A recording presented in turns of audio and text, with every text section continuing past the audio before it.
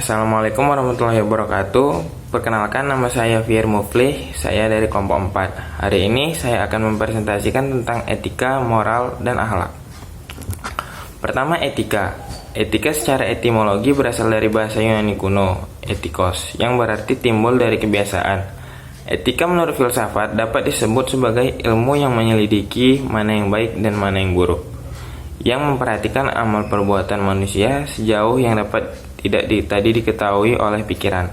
Etika mencakup analisis dan penerapan konsep seperti benar, salah, baik, buruk, dan tanggung jawab. Menurut para ahli seperti Haji Mustafa, etika dalam ilmu yang menyelidiki tentang mana yang baik dan mana yang buruk dengan memperhatikan amal perbuatan manusia sejauh yang dapat diketahui oleh akal pikiran. Yang kedua, moral. Secara kebahasaan, perkataan moral berasal dari ungkapan bahasa Latin mores, yaitu bentuk jamak dari perkataan mos, yang berarti adat kebiasaan. Dalam Kamus Umum Bahasa Indonesia dikatakan bahwa moral adalah penentuan baik buruk terhadap perbuatan dan kelakuan. Istilah moral biasanya digunakan untuk menentukan batas-batas suatu perbuatan, kelakuan, sifat, dan perangkaian. Dinyatakan benar, salah, baik, buruk, layak atau tidak layak, patut ataupun tidak patut. Yang ketiga, akhlak. Akhlak secara terminologi berarti tingkah laku seseorang yang didorong oleh suatu keinginan secara sadar untuk melakukan suatu perbuatan yang baik. Akhlak merupakan bentuk jamak dari kata khuluq yang berasal dari Arab, yang berarti perangai, tingkah laku atau tabiat.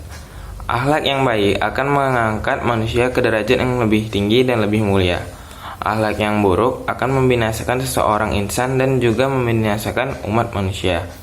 Manusia yang mempunyai akhlak yang buruk senang melakukan sesuatu yang merugikan orang lain, senang melihat kekacauan, senang melakukan perbuatan yang tercela, dan akan membinasakan diri sendiri serta masyarakat seluruhnya. Nabi SAW bersabda, "Mukmin yang paling sempurna imannya ialah yang paling mulia akhlaknya." Akhlak dalam Islam memiliki fungsi utama. Al-Quran menjelaskan konsep baik dengan istilah yang pertama thayyibah, sesuatu yang memberikan kelezatan kepada panca indera dan jiwa. Yang kedua ada hasanah, sesuatu yang disukai atau dipandang baik.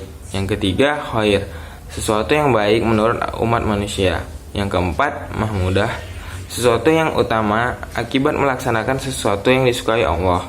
Yang kelima ada karimah, perbuatan terpuji dan ditampakkan dalam kehidupan sehari-hari. Assalamualaikum warahmatullahi wabarakatuh. Perkenalkan, nama saya Mela Kartika Dewi, NIM 07. Di sini saya akan melanjutkan presentasi dari teman saya. Subbab yang kedua yaitu karakteristik etika Islam. Yang pertama, etika Islam mengajarkan dan menuntun manusia kepada tingkah laku yang baik dan menjauhkan diri dari tingkah laku buruk. Yang kedua, etika Islam menetapkan bahwa yang menjadi sumber moral, ukuran baik dan buruknya perbuatan seseorang didasarkan kepada Al-Quran dan Al-Hadis yang sahih. Yang ketiga, etika Islam bersifat universal dan komprehensif, dapat diterima dan dijadikan pedoman oleh seluruh umat manusia kapanpun dan dimanapun mereka berada. Yang keempat, etika Islam yang mengatur dan mengarahkan fitrah manusia ke jenjang akhlak yang luhur dan mulia serta meluruskan perbuatan manusia sebagai upaya memanusiakan manusia. Subbab yang ketiga yaitu hubungan tasawuf dengan akhlak. Yang pertama, tasawuf. Tasawuf adalah upaya mensucikan diri dengan cara menjauhkan pengaruh kehidupan dunia dan memusatkan perhatian hanya kepada Allah Subhanahu wa Ta'ala. Yang kedua ada muqamat dalam tasawuf. Maqamat adalah jalan yang harus ditempuh seseorang sufi untuk berada dekat dengan Allah. Tingkatan maqamat sendiri terdiri dari taubat, zuhud, waro, fakir, sabar, tawakal, dan ridho. Yang ketiga ada konsep dalam tasawuf. Konsep-konsep dalam tasawuf terdiri dari satu, mahabbah, yaitu perasaan cinta yang mendalam secara ruhaniyah kepada Allah Subhanahu wa Ta'ala. Yang kedua ada ma'rifat, yang artinya mengetahui Tuhan dari dekat, sehingga hati sanubari dapat melihat Tuhan. Yang ketiga ada wahdatul wujud, yang artinya bersatunya manusia dengan Tuhan. Manusia dan Tuhan pada hakikatnya adalah satu kesatuan wujud. Yang terakhir ada insan kamil, yang artinya manusia yang dekat dan terbina potensi ruhaniyahnya sehingga dapat berfungsi secara optimal.